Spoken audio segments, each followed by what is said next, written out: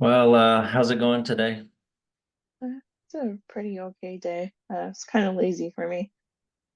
Kind of relaxing. Yeah, that too. Didn't get any reading in.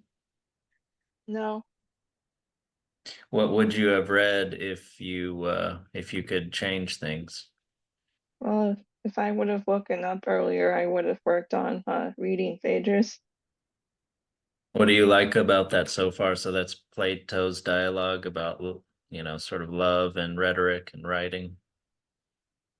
Uh, well, I was interested in the love part, so I would have been interested in what he was saying about why uh,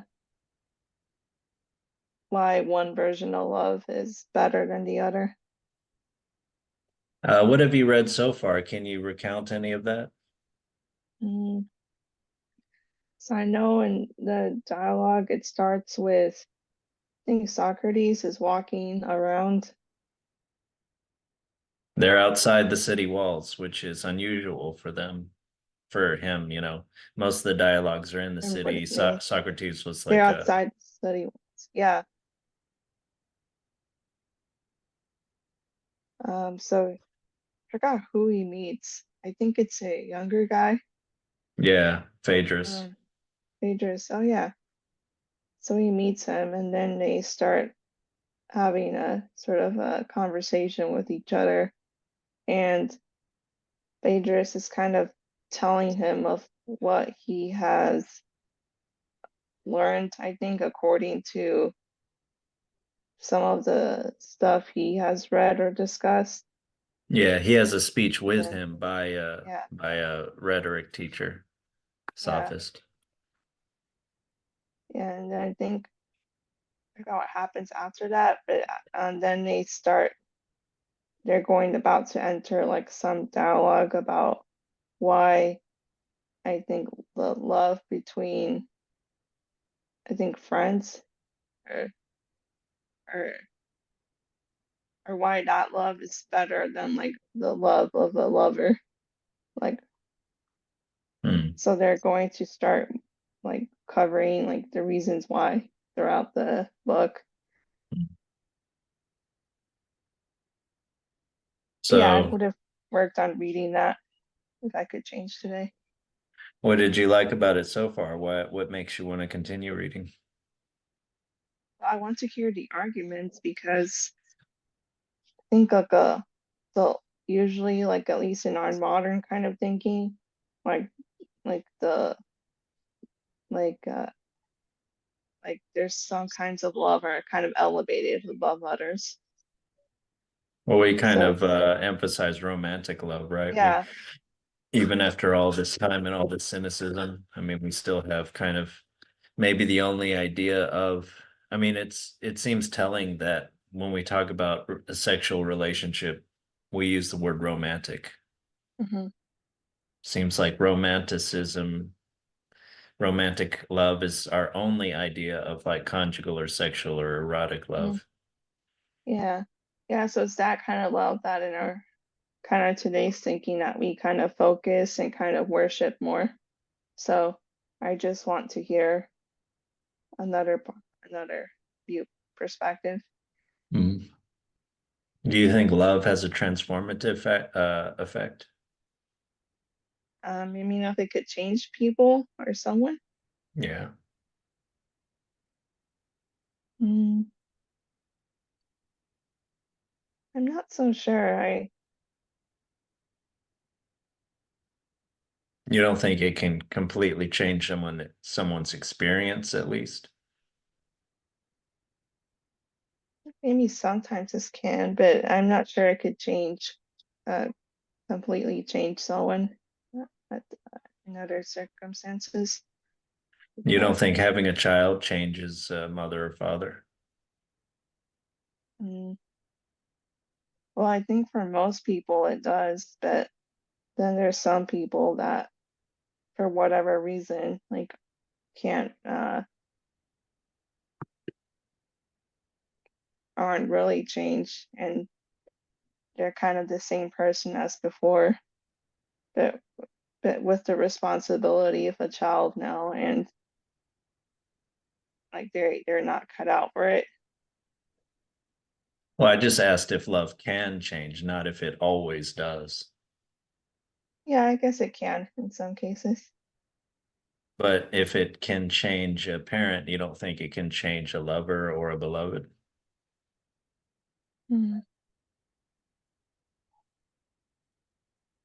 I'm thinking of Beauty and the Beast, and it changed the Beast. So It's kind yeah, of and the I point guess of the for the story, right? beloved, yeah, it did change him. Do you think that was realistic in some way or fantastical or was it instructive? Uh, I guess the story overall is fantastical, but I think maybe the transformation itself maybe wasn't so maybe out of the norm or something. Because maybe the beast kind of trapped in the castle, becoming kind of bitter and stuff. Uh, Are maybe you just saying he having that. changed because he didn't have love? Uh, no, I'm saying he changed. Maybe he changed because he got love. Yeah, No, I mean that's right. just being in the castle. Why did he change into a beast in the first place? I don't remember that. I think a curse was placed on him, Could that have and been I think symbolic of anything? yeah. So I think the curse was that if he would didn't find love, he would stay that way forever. That sounds like a Disney thing, though. I bet the original was darker. Yeah, I imagine so. But anyway, what you were talking about was the transformative effect of the love of Belle on him. We're talking about the Disney story, right? The Mm. old one. Yeah. Have you seen the new one, by the way? No, I haven't. Yeah, I like the old one though. That's probably my favorite Disney movie. I also kind of coincided with my childhood anyway, though. Mm-hmm. I saw The Little Mermaid 2 earlier when I was very little in the theaters, and it had a romantic lagoon scene, and I had very strange feelings. I didn't know what was happening, but it was very powerful. It's when the everybody is trying to get him to kiss the girl. Mm-hmm. Have you not seen that movie? Which, sorry, it froze for a moment. Oh, it's okay. The Little Mermaid, the lagoon Oh, I scene. saw that movie.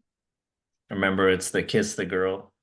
But I saw that in the theaters and it was very moving, but I don't think I knew what was going on. I was like 6 years old or something. Mhm. Yeah, I remember that part. But anyway, with Beauty and the Beast, you're saying that's an example of like a transformative effect of love. Yeah, I think that movie is an example of that. Uh,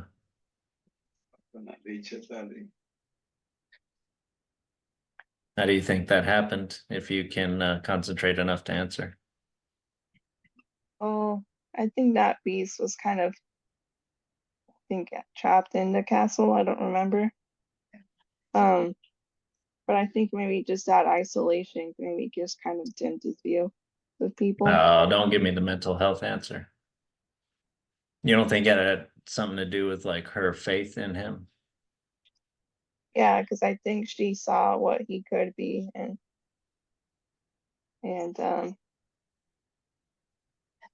she she kind of knew he was probably better than like what he was at the time. It's sort of like a teacher, right? Like having Hmm. faith in someone, having an idea of what they could be, of their potential, and Yeah, somehow helping to inspire their change to be that. yeah, yeah. And I think in the story they kind of bonded also over like their love of like reading and things like that. So I think that's maybe what started kind of them forming their relationship. They have a shared interest that's also in itself is a transformative thing, or do you not think learning itself can be transformative? Yeah, I think learning can. So I think maybe that's why just reading and books were such a big part of the story. It was just kind of symbolic of him just kind of learning, like you said, to maybe be better. So Why do you think you were watching YouTube and shuttling back and forth between chicken grocery stores instead of reading? I did not prioritize the reading today. I'm not trying to put you on the spot. I'm just more like thinking of before we were talking about sort of what makes change, and that is a mental health question too, but I think I'm more interested in it even broadly than like a sort of specific field would treat the question. Mhm. Well, But yeah, what do change you is think does that inspires what change? uh, I think change can be painful, so that's why it's hard to do it. Yeah, we were talking about that, how it does tend to require more effort. Um, yeah, if you think, I asked you before if you think humanity is inherently good or evil. And one thing that we thought of is that evil things tend to be easy. They tend to require less effort. You can go more with like sort of instincts. Instincts often lead us for short-term gain. And good, we consider more like what is the long-term or the broader good rather than short-term or personal, individual good. Mhm. Yeah, I think in my case, change is painful because it's hard for me to imagine changing my routine, especially with the sleep. So part of me doesn't want to do it Um, then is because there if anything that can get you over that hump? well, I just have to wake up early, even if I'm tired. Yeah. Yeah, but you just said that you kind of have a desire to not do that. Yeah, but I just have to do it still, even if I don't want to. Doesn't sound promising.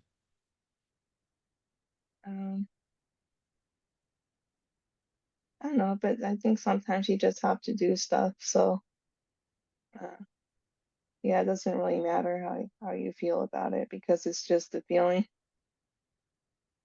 Eventually that won't be enough, right? It'll just be drudgery. Yeah, but I think maybe I think you eventually adjust to it and kind of get used to it. So then it becomes easy. Yeah, but it still might be easy drudgery, right? Yeah, but I guess not everything in life is Peaches like and cream. yeah, peaches and cream. Because I maybe have to just treat it like I do exercise. Like I don't love it, but I do it anyways. And I've been able to be pretty consistent with that. But I just had to make myself do it even when I didn't want to. You're very motivated by like accomplishment. Like I know with exercise, you keep track of your gains in Mhm. strength, like through as measured by weight lifted. Is there such a Yeah. thing as that for reading philosophy or literature or Mm, I haven't come up with something for that, so I wonder if that's part of why it's been hard for me to even start. But I think what would help me would probably be making a list of all the classics like educated people should read, and then maybe just kind of going down the list or something. That might help me. what is a wisdom unit? A wisdom unit? I don't know about that. Just I keeping guess, track of the books then? yeah, just keeping track of the books. But yeah, I'm not sure how else I could measure it. Yeah. Well, have you never had conversations where you felt like you grew as a person?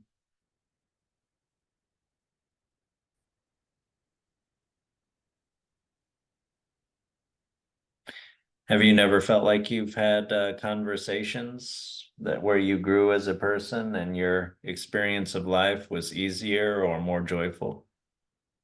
And I think I've had those with you, but I don't know much of having those kinds with anyone else really. No, you could seek them out. But Yeah. anyway, that might be analogous to like reading a wisdom book, right? Like having a good conversation where you grow. Mhm. And do you feel like it changes your life and that's inspiring? Yeah, I feel like it can. I know I get the same feeling with podcasts. So like I binge a lot of Lex Friedman ever since you introduced it to me. Like Spotify actually sent me a message saying I was like the top 2% of listeners Of Lex for that Friedman? show. Yeah. That's funny. I haven't even gotten that before. But, but yeah, it's like I could do something similar, I guess, with reading. Just kind of treat it kind of like I'm sort of in a podcast, but I'm reading it though. Yeah. Made me more involved. Yeah. I mean, we talked about evil being easier than good. Yeah. I mean, cheap entertainment tends to be easier, but yeah, it requires less effort. Yeah. But there's less payoff. I think effort and payoff are correlated. It's just for me, conversation is much, it's, I'm making the effort that will lead to the payoff, but it's much easier to make the effort. It's an easier effort. I don't know. I mean, we are humans. We need interaction, connection, we need eye contact. So you're not getting that when you're reading. Um, you're getting that somewhat when you're getting a feeling of that. You're getting that somewhat when you're listening to a podcast or even watching a television show. So reading will require more effort Mhm. to kind of get the words on the page into your head because you're Mhm. not getting some of those other things that titillate the nervous system. Mhm. Yeah, it's okay. Yeah, I want to get back to like how I was when I was a child. When I was a child, like reading was pretty much my entertainment. Um, like I used to read a book a day a lot of the time, Well, but now I'm far from that. yeah, I've gotten out of the habit. Yeah. Yeah, good luck. What other books you want to read? Um, well, I think aside from philosophy books, I think I should read uh again just books on religion or spirituality. Like I kind of enjoy that topic a lot. So it might be easier than philosophy for me, but I need to work on philosophy though, since that's more difficult for me. So I should focus on that for now. You ever see yourself going back to mass? Yeah, it's like I think I went like I think the last time was my aunt's wedding a couple months ago. Since they had their own wedding mass, so I was Oh, part I of didn't that. know such a thing. Wow. I mean, Yeah, does that mean they take the Eucharist and stuff? yeah. So I didn't. They just hired a priest, and he did the mass right there at the reception hall. Hmm. Did they get down on their knees? Uh, I don't think we did it in that case. Maybe because there weren't pews or anything. No, I mean them when they're receiving, when you receive the host, you get down on one knee, right? I think that used to be the traditional way. And I used to do that early in my childhood, but ever since the it was Vatican II, or ever Well, since that, change Vatican II changes, I guess. I mean, it's not yeah, like you were a child before yeah, 1965, but yeah. But now we receive it standing like this. Uh, they don't put it directly in your mouth. no, they used to do that at the traditional church I went to, and I kind of You like put that it in more. your own mouth. That's like crowning yourself king or something. Yeah, so you receive it with your hand like this, and then the priest places it, and then you pick it up and have it. Um, Yeah, I remember Mel Gibson is kind of a conservative person, and in Braveheart, they get married and this was, the movie was based in 1100 or something like that. I know it's historically not accurate or whatever, but they get down on their knees and he does the sermon in Latin. I mean the marriage ceremony in Latin, and I was pretty moved by that. I think the getting down on the knees was really made an impression on me, because Hmm. that's so different from what I'd always seen in weddings in my lifetime. It just seems so Hmm. different, you know. Yeah. Yeah, I used to do that. Because there's like a very traditional church in Santa Clara, like surrounded by all these tech buildings. Uh, Yeah, that's really that funny. still does that. I don't know if they're still the same. Like I hope they are since I left. But yeah, I would have to kneel and receive it that way. And it does feel more special. Well, you said even they did a lot of the calls and responses or whatever it's called in Latin. Hmm. Yeah. And yeah, that it was just kind of a big culture shock to come to a kind of modernized Catholic church, and I kind of didn't enjoy it for a while, Do they speak in but I got Spanish or used to it. English? Uh, well, both, depending on the service, which service you're attending. And there was Vietnamese too. So those are the Oh, wow, usual really languages at international. Catholic churches. Yeah, Yeah. yeah. Did they? Yeah, go ahead. There's always like the Spanish, Vietnamese, and sometimes Tagalog services at a typical Catholic church. Do they have like a band playing instead of a organ or something? Yeah, I was a band, so I That to me is the worst one, the worst modern kind of adaptation. The yeah, music. so yeah, so I wasn't used to contemporary music in that setting. Yeah, I don't like that at all. Yeah, but For I me, grew to that's way worse. yeah, like I still grew to love the church, and a lot of the people there became my Sunday school teachers, so I got used to it. But I would always like more traditional. Oh, Yeah. Yeah, for me, pipe organ is way better than anything else. A lot of those pipe organs in Europe, they don't even really know how to repair. They don't really know how they made them. I mean, I think uh, the way they're made was something that was just trade secrets that sort of passed down from like one generation to the next of like tradesmen and hmm. master and apprentice. It's kind of amazing. They're like they're slightly unique, each of them. Yeah, it's pretty sad. Yeah. Well, maybe it's time for something else. So you've never been dissuaded from believing in God, or have you ever really questioned it?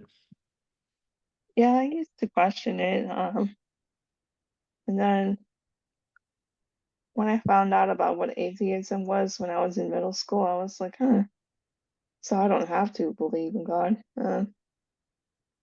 So then I was like atheist for like a day or two, and then I went back to God. But why? Uh, actually, I don't know why. It just maybe at the time it just felt comfortable and familiar to me. Um, but I think now,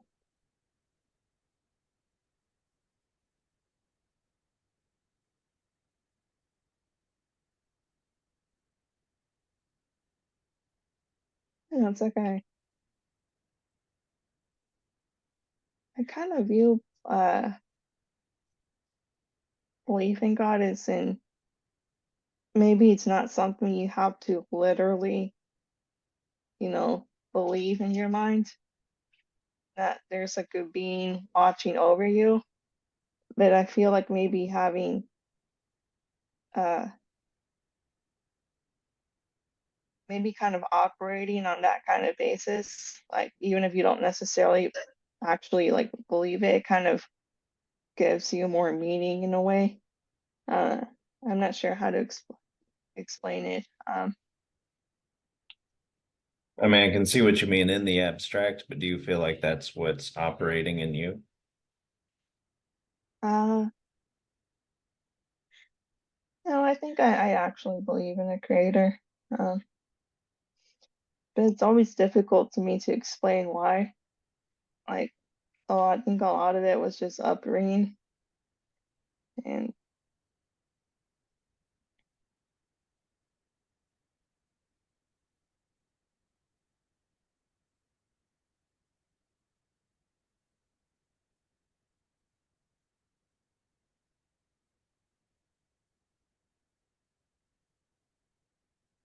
yeah, it's like I don't really have anything meaningful to say about it.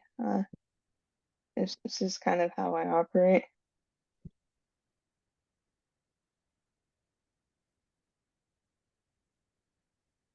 Yeah. Well, we mentioned the four agreements before, but you haven't really, you said you don't really see how these are sort of very useful for you, or No, like I the just I use of just them. I just said that maybe my understanding of them is limited. So like I'm missing opportunities every day to see how I could apply them because I'm just not aware or something. What about always do your best?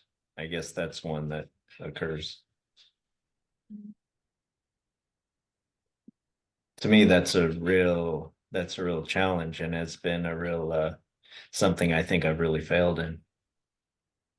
Yeah, I think for me too. It's just with developing a better routine that incorporates reading to my daily life. So yeah, I feel like I always want to relax or do what's easier most days. Mm, Oh, we have a new year coming up. You can make a New Year's resolution and really mm, stick to it. yeah, yeah, you're right. That one I is hard for me too. Is there any other way you'd like to do your best more? Mm, I take care of myself physically. I haven't been eating well and I gained weight. So Mhm. that way,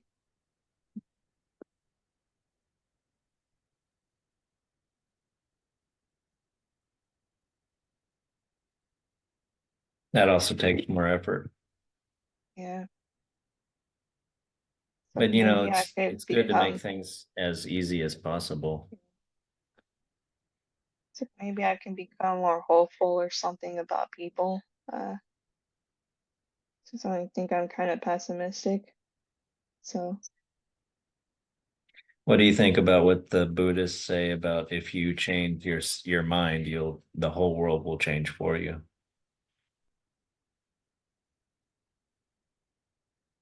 yeah, maybe if I changed my mind to be more pessimistic, I would act better and then lots of things would change for me. I don't think they mean belief. It's more like actually changing your experience Mm. without changing your belief necessarily. That I think that's kind of the idea of meditation is like training your mind to stop having automatic thoughts, automatic reactions, and even imposing conceptual thinking on the world and more just experiencing it directly. And you'll be much happier because you'll be less judgmental. You'll accept things and you'll kind of just go the way forward that seems best moment to moment, you know. Mm. So yeah, I guess maybe stop seeing evil in people or evil in the world and just What kind focus of on the evil do good, you see? all things people do. Like what? All All the things they do are I evil. all the AI stuff we've been talking about. Um, What makes you think that's evil? I mean, that's just seems like a very worrying thing that we just have to do our best to try to make sure it goes the best it can, you know? No, like we're just talking about the consequences though, or potential consequences. And It's very, yeah, but that's more, that's a computer. I mean, how can you call that even evil? well, it doesn't matter about the computer, but the outcomes, I guess. It's, why do you have to think of it as evil? I don't know. It's bad, but I don't know. It seems like when you say evil, you mean something to judge people and punish them or prevent, Oh, I don't mean it in makes that them. way. I just use it as a synonym for bad. Mm, Anyway, why would that make you pessimistic? mm. It's just hard to feel optimistic when there's a lot of bad stuff going on. There's always a lot of bad stuff going on, though. The world's never gonna, I don't know. It on a surface level, it seems like you're saying, why should you feel a certain way because there's bad in the world? But isn't that kind of what helps to perpetuate that bad, to not sort of do one's best to sort of help the world to go in a different direction. I mean, I think there's always going to be bad and good things happening, but if it seems more bad than good, if one's mind is pessimistic, so that facilitates the bad rather than the good,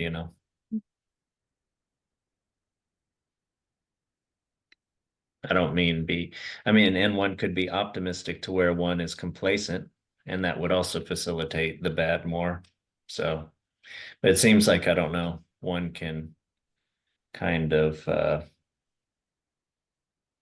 have the mindset that helps one to do the best. So for the good, you know, whether that's realistic, a little bit pessimistic, but with a smile on one's face, or optimistic, but not complacent, whatever you want to call it. It seems like I would, I, you know, I don't know. I would be careful to not have a sort of, yeah, a kind of attitude that may not help me to live the best life and to do what little I can, little but significant that I can to promulgate the good.